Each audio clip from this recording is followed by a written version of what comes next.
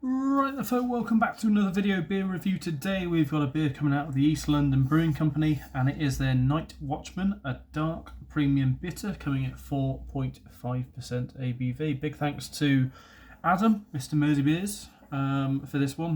He actually bought it before Christmas and it's taken a bit of a while before we get around to doing it. But yeah, I think maybe I'm just really into my bottled ales. I think it tends to happen like every, year. Well, most of the year, to be honest. I go through little phases where I'm like, I can do a ton of bottled ales.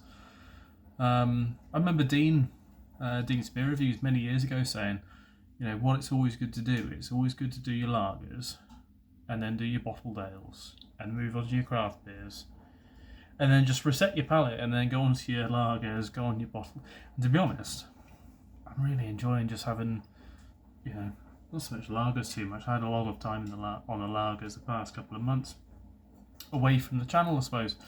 And yeah, just dropping into trying new bottled stuff, and also bottled ales at a supermarket available as well. It's nice to try them and just to see what they're like again, really, because the past couple of days I've had selection of bottles. No, nothing fantastic, just supermarket available stuff. So I had Hobgoblin Gold because I thought I hadn't had that before, but I have had it like 6 times before. It's just because I'm probably getting confused. I am getting confused with what Marston's did more recently. Is they've changed the name of all of the Witchwood products to Hobgoblin something, and then I'm like, that beer, I haven't had that one before, and it was called something else before. So it probably has always been called Hobgoblin Gold, but it's a very long time since I've looked into that range as such. And then I had Butty Back as well, which I haven't had for fucking years, because I remember the first time I had it, I didn't really think too much about it, but that was a very long time ago. And I had it last night. I really enjoyed it. I thought that the Hobgoblin Gold was probably a little bit more drinkable, but the Bossy Back went down probably a little bit more slowly because it was my second beer in the evening sort of thing, but first beer tends to always go down pretty quickly. Yeah, it was, and I hadn't had beers for a couple of days as well, so it was a little bit slower, but it was really nice. I think it was definitely a better beer. And then this evening, once I got in, I've just had Tanglefoot, and I haven't had that for absolute donkeys. Much longer, I'd say, than Butty. Well, maybe at the same sort of time as Butty, in fact. But yeah, and that wasn't too bad. So yeah, all up the bottled ales for the next couple of days. I've got a good few actually in there, which I'll give a go of over the next couple of weeks or so. But yeah, so East London Brewing Co. 3.5 minutes in, let's finally talk a bit more about the bottle. East London Brewing Co. Nightwatchman, a dark premium bitter. Adam got this from In at Home in Newbury, amongst other beers. So yeah, photo is of Rooftops London, is what it says apparently. Best before August 2025. Nightwatchman is a darker premium bitter, well hot but with a smooth mouthfeel. A complex balance of malts gives a well-rounded flavour, maybe barley, which contains gluten. And that's about it, really. That's all it says. This is a mildly illegal label because I suppose it does say in bold the allergens, but it should say allergens listed in bold because that's how you get around it. It is a mildly illegal label in what I know are the standards. East London Brewing Co. on the Crown. Let's crack it open, see what it's like. I think I've had a beer from these guys before, but pretty sure I have. Probably not on the channel, but I'm pretty sure I have. Right, let's put it into the glass. Don't think it's bottle conditioned. Didn't read that it was anyway. Looks like it's not because it looks very, very clear. Nice bottle design, bottle, kind of shape as well. And then more kind of dumpy type. A bit more wider, a bit more squat. Because there is a difference. So the thing with 440ml cans and stuff like everything looks the same. Everything's the same, apart from the actual artwork. So when you do get something that's slightly different size or something like that, it's always quite interesting. But yeah, quite short, dumpy bottles, a little bit wider. And then our brewery, we've got a slightly narrower, slightly taller bottle. Yeah, little short, dumpy ones. Not as stubby, but you know. On the colour, it is definitely a darker kind of bitter, but I kind of prefer those bitters anyway. Almost like a ruby colour to it as well, which is coming up quite nice. Half a finger off-white coloured head. Nose is nice and sweet, caramel, toffee sort of notes. Bit of a hoppiness behind there as well. Quite, you know, bready, biscuity, caramel sort of notes, and then behind that you've got a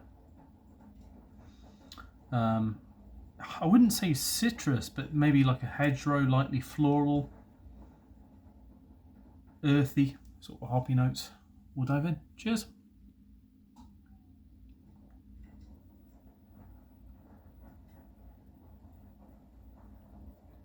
That's really nice. Really nice. Yeah. It's so common with bottled ales, or ales in general, to get, and also some canned craft beers as well. I wanted to try and draw a line between the two and say bottles are real ale and cans are craft, because fuck that whole thing. But more often than not, you get a lot of off flavours in. I mean, there's a lot of off flavours in a lot of beers, but more often than not, I get packaged real ales. And I'll buy packaged real ales from breweries I've never really heard of it before. And you'll get a packaged real ale or bottled real ale.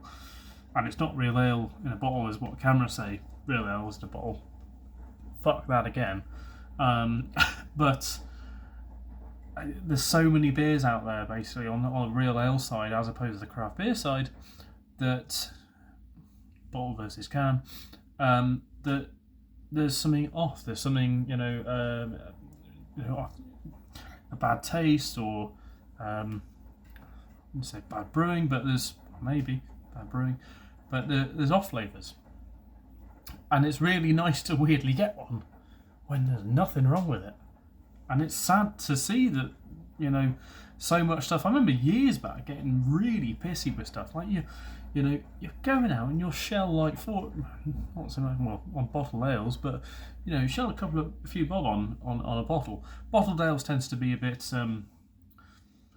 cheaper than craft beer, but you're still shelling out a bit of money on them, and you'll get something that's off, or something that's explosive, or I'd say you got a lot of problems within the craft sector for this as well. You know, bottle conditioning, for one, can fuck right off. I think it's terrible. I think bottle conditioning is stupid because it relies on basically everything from leaving the brewery to be as draymen or delivery folk would act, and it never is. And also how cellar people would act, and it never is. You know, that bottle could be sitting on like a shop shelf for 2 or 3 months, getting hot and re-fermenting to explosive nature. Whereas if it was a real ale, you know, in a cask, it'd be looked after to an extent by someone who knows what they're doing. A lot of the time it isn't, but you know, that's where you over time start to go to the pubs where people actually look after the beer a bit more and know what they're doing, and you'll weed those sort of pubs out. And that's all the ones I bloody go to. Apart from, I say spoons. 9 times out of 10, spoons are actually okay, know what they're doing. But yeah, because the training is better within spoons. But I digress massively. Rambling on about everything else apart from this particular beer, which is lovely.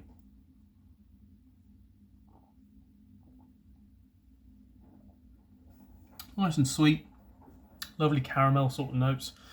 Bready, there's a nice crispness to it. I think that they've got the balance between like the the water chemistry, the hoppy bitterness to it, and the kind of gravity, the final gravity, seems to be the perfect kind of balance between, you know, it's not too saline, it's not too chalky or drying or anything like that, and it's not too much bitterness from the hops.